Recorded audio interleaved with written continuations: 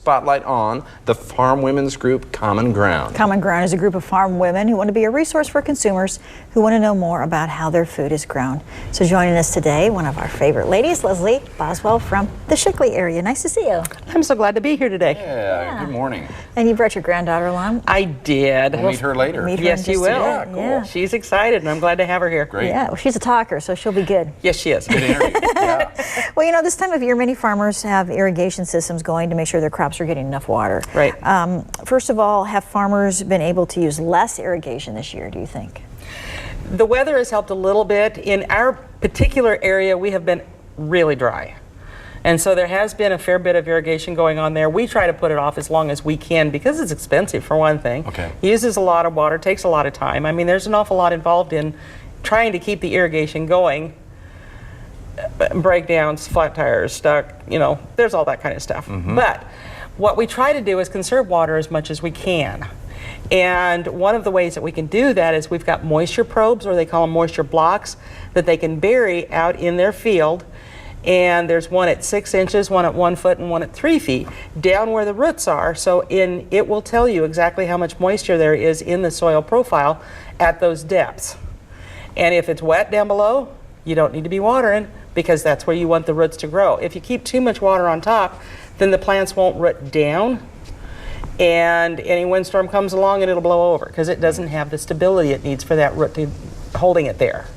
So we try to keep it watered deep, but not just on the surface, and so we don't put on any more than we absolutely have to. We're conserving the aquifer. Yeah, consumers should know that then, that farmers aren't just out there running pivots every day constantly and just using as much water as they want to.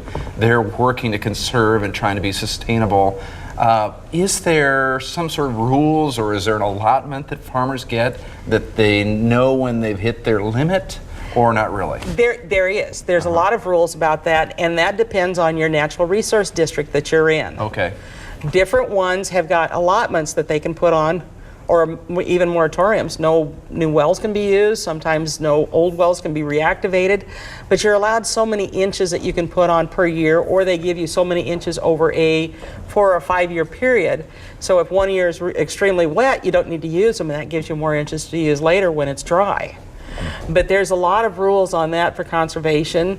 There are some rules where, like down along the southern part of the state, where they're limited on the amount of water they can use because we have to supply Kansas with so much water, and that kind of interacts that way. So there's different rules in different areas of the state, but you have to know which one you're in, how many inches you get, and you have to plan, or budget, you might say, your inches over the year or over a number of years. Interesting. All right, Leslie, thank you. And I know you're sticking around with a recipe. Yes, I am. Can you give us a hint as to what it is? It's a great fruit recipe for kids. Okay, I like that. I like that too. That sounds really good. All right, thanks.